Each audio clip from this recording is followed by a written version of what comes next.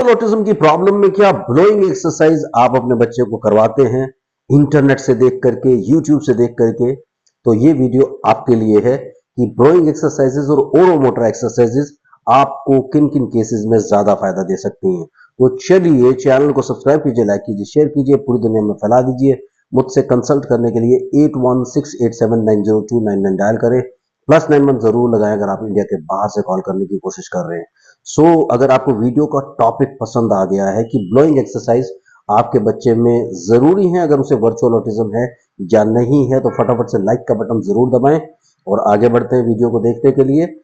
यहां आपको एक चीज समझनी पड़ेगी कि एक्चुअली वर्चुअल ऑटिज्म क्या होता है। वर्चुअल ऑटिज्म यानी कि फेक ऑटिज्म, ये होता है इमेजिनरी ऑटिज्म। एक तरह से इमेजिनेशंस में आपका बच्चा चला गया है। वो कैसे गया? जब बहुत ज्यादा स्क्रीन का एक्सपोजर हुआ, यानी बच्चा 1 साल, 1.5 साल, 2 साल, 2.5 साल तक नॉर्मल था, फिर आपके घर में कोई मजबूरी हुई, आपने बच्चे को स्क्रीन पे बिठा दिया। उसकी वजह से क्या हुआ? उसको कॉन्शियस से सबकॉन्शियस माइंड की तरफ उसने ट्रेवल कर लिया, और उसकी वजह से क्या हो रहा है कि वो जो रियलिटी है उसके साथ कनेक्शन नहीं बना पा रहा, उसकी सेंसरी डिसकनेक्शन हो गया, सेंसरी डिसइंटीग्रेशन हो गया, और ये सारी की सारी प्रॉब्लम आपके बच्चे में आ गई। यानी उसने क्या किया? अपने सेंसेस को यूज करना बंद कर दिया लर्निंग के लिए, और ये प्रॉब्लम आपके बच्चे के सामने आ गई। क्योंकि अब उसने क्या किया? जो इमेजिनेशंस उसने टीवी पर या मोबाइल फोन पर देखी हैं, क्योंकि कई बार क्या होता है मजबूरियों में आपको 2-2, 3-3, 4-4, 5-5, 6-6 घंटा, कई केसेस में 8-8 घंटे तक भी आप उसको टीवी या मोबाइल फोन दे करके रखते हैं। उसकी वजह से क्या होता है कि वो इमेजिनेशन पे कंप्लीटली चला जाता है, और वो रियलिटी से कनेक्शन लूज करने की वजह से, उसका सेंसरी डिसइंटीग्रेशन होने की वजह से लर्निंग का प्रोसेस रुक जाता है। लेकिन ऐसा नहीं है कि लर्निंग का प्रोसेस रुका है, वो न्यूरोमस्कुलर रीजन की वजह से रुका है। अगर न्यूरोमस्कुलर रीजन नहीं है तो फिर आपको ये मान करके चलना, क्योंकि आपने कई केसेस में देखा होगा आपके बच्चे के जाते ही आपके specialist MRI test, BERA test, EEG test, ASSR test, वो सब टेस्ट होते हैं। उसके बाद कहते हैं हियरिंग तो नॉर्मल है इसकी, और इसके ब्रेन में भी कोई कमी नहीं है, और ये प्रॉब्लम है, जाइए आप सेंटर ज्वाइन कीजिए, इसका ओटीओ शुरू कर दीजिए। तो ये आपको जवाब यूजुअली मिलता है। लेकिन आपको ये ध्यान रखना पड़ेगा कि जब आपके बच्चे के अंदर ये प्रॉब्लम आई तो उसके पहले उसको कोई बीमारी नहीं हुई, उसने सिर्फ अपने मन को फेर लिया।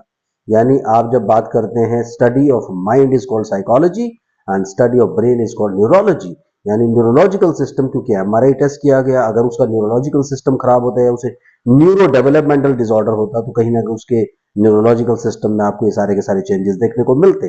यानी एमआरआई में हो सकता है आपको बहुत सारे चेंजेस देखने को मिलते।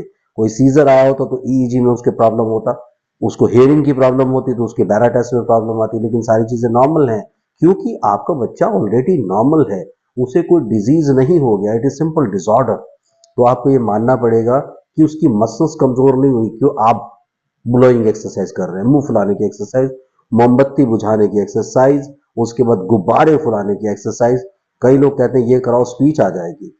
ये आता है उन बच्चों में जिनमें सेरेब्रल पैल्सी की प्रॉब्लम है, डेवलपमेंटल कोऑर्डिनेशन की प्रॉब्लम है, उसके साथ मेनिंजाइटिस हुआ, कुछ हुआ, उससे उसकी मसल्स फ्लैसिड हो गई, न्यूरोमस्कुलर सिस्टम कमजोर हो गया, उसकी वजह से उसको प्रॉब्लम हो गया। तब जब ये सारे के सारे रीजंस बनते हैं, तब जाकर के आपको इन एक्सरसाइजेस की जरूरत होती है। अदरवाइज आप मान के चले कि आपके बच्चे को अटेंशन, फोकस, आई कॉन्टेक्ट बनाने की एक्टिविटीज की जरूरत है, आपसे इन्वॉल्वमेंट करने की जरूरत है, क्योंकि आपको वो नेम रिस्पॉन्स नहीं कर रहा, वो आपकी आवाज से भी कनेक्ट नहीं कर रहा। तो कनेक्शन बनाइए, जितना ज्यादा कनेक्शन आप बनाने की कोशिश करेंगे उतना ज्यादा सेंसरी इंटीग्रेशन होगा। जब सेंसरी इंटीग्रेशन आपको मिलेगा तो बच्चा आगे बढ़ेगा। लेकिन सिंपली इंटरनेट से देख करके कि ये मेरे बच्चे के लिए है क्योंकि वो बता रहे हैं, उनको भी नहीं पता भाई क्यों क्यों कर रहे हैं, क्योंकि उन्होंने भी ऐसी चीजें फॉलो की है। जब वो ये सब चीजें फॉलो कर रहे हैं, आपसे ये सब चीजें फॉलो करा रहे हैं, तो अननेसेसरीली आपका टाइम ही वेस्ट होगा। सिर्फ एक फायदा होता है कि ब्लोइंग कर रहे हो उस वक्त आप बैठे हैं 15 मिनट 20 मिनट के लिए, तो बैठने का फायदा आपको मिल जाएगा। ब्लोइंग की जरूरत आपके बच्चे के मसल्स को नहीं है, उसकी मसल्स ऑलरेडी स्ट्रांग हैं, क्योंकि वो मसल्स वीक नहीं हुई हैं, वो सिर्फ सेंसेस जो उसको पिकअप होता है, उसका जो पिकअप होता है, उसका जो कनेक्शन होता है, उसका जो इंटीग्रेशन होता है, वो वीक हुआ है। उसे इंप्रूव करने की कोशिश कीजिए और समझा कीजिए कि आपके बच्चे को कौन कौन सी एक्टिविटीज की जरूरत है। उन एक्टिविटीज के हिसाब से आपको चीजें आगे करनी है, तभी आप ठीक होंगे। अदरवाइज बैठे ब्लाइंडली सब चीजों को फॉलो करके चीजें मत करते रहिए। Thank you very much.